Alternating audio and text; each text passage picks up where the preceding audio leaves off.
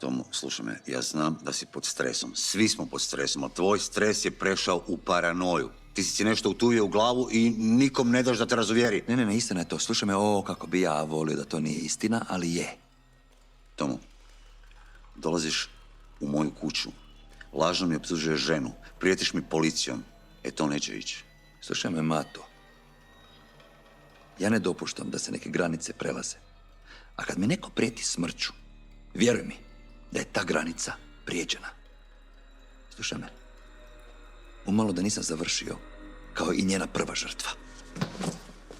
Tomo, da to više nikad nisi spomenuo, jasno? Nikad više. Sad marši iz moje kuće.